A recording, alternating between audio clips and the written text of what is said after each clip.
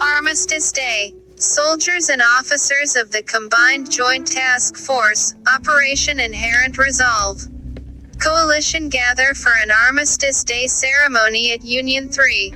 Armistice Day is observed annually on November 11, and coincides with Veterans Day and Remembrance Day.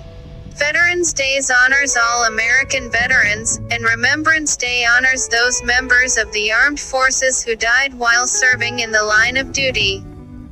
Today, the global coalition has grown in member nations and 5 international organizations and reflects the international commitment to the mission.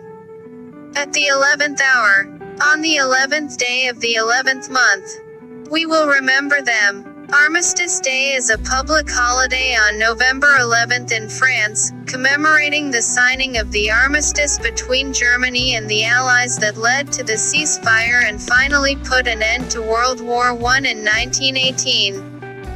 It is a time of happiness that commemorates the end of the war, but, at the same time, the day is observed in honor of the veterans who lost their lives for their country. Known as Jour d'Armistice, in French, a 1-minute silence in remembrance of the fallen is held at 11 a.m. with military parades organized across the country for the rest of the day. Why is it called Armistice Day? Armistice is a convention signed by opposing sides in a war to agree to stop fighting for a certain time. Armistice Day commemorates the armistice agreement that ended World War I. What is the difference between Remembrance Day and Armistice Day? Other countries have different days for mourning. Armistice Day is on November 11th and is also known as Remembrance Day. November 11th is known as Veterans Day in the United States. What happened on Armistice Day in 1918? World War I came to a complete end on November 11, 1918, when the armistice was signed at Le Francport near Compiègne between the Allies and their last remaining opponent, Germany. The total number of military and civilian casualties in World War I was about 40 million. Estimates range from 15 to 19 million dead and about 23 million wounded. You know that you're dealing with unimaginable carnage when you round off to the nearest million. 9 to 11 million of the dead were military personnel. The civilian death toll was about 8 million, including about 6 million due to war-related famine and disease. The stories of heroism are indeed as inspiring as they numerous, and it's entirely appropriate, I believe, that we celebrate and revere their sacrifice. We called it, the war to end all wars, and so it should have been, surely, and yet, 20 years later the world headed back into an even more deadly conflict. Total casualties for World War II were around 60 million, half as many again as World War I, around 3% of the world's population at the time, and for those of us who think of that war as being primarily a European war, be assured that around 2/3 of those who died were citizens of either the Soviet Union 26.6 million, or China 20 million. This is the day we honor and remember those men and women who gave their lives so that we may have freedom. Veterans Day, which was once called Armistice Day, marks the end of World War I on November 11, 1918, the 11th hour, of the 11th day, of the 11th month.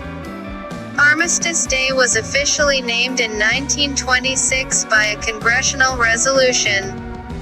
In 1954, President Eisenhower proclaimed the name Veterans Day to honor all soldiers who had fallen while in service to their country. These men and women bravely gave their lives so that you and I could experience freedom. They believed in hope for the future. They believed in their country. They believed peace was to be cherished and protected. How can we remember those who sacrificed their lives? Here are some ideas. 1. The most important gesture of respect you can give is to stop what you are doing on November 11th at 11 a.m. for a moment of silence. While you are silent, think about what your life would be like without the freedom that you currently have. Would you be able to live where you choose? Would you be able to have the job you want? Could you associate with people you like? Would you be able to voice your opinions? Ponder the alternative to freedom.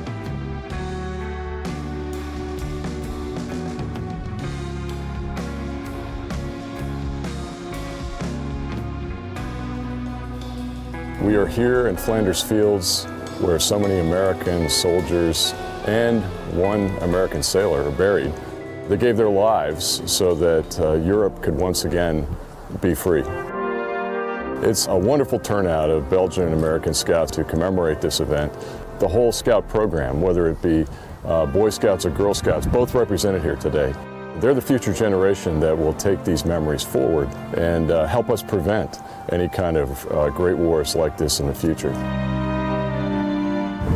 We trust these heroes find solace in knowing that the world they bequeathed to us was worth their sacrifice.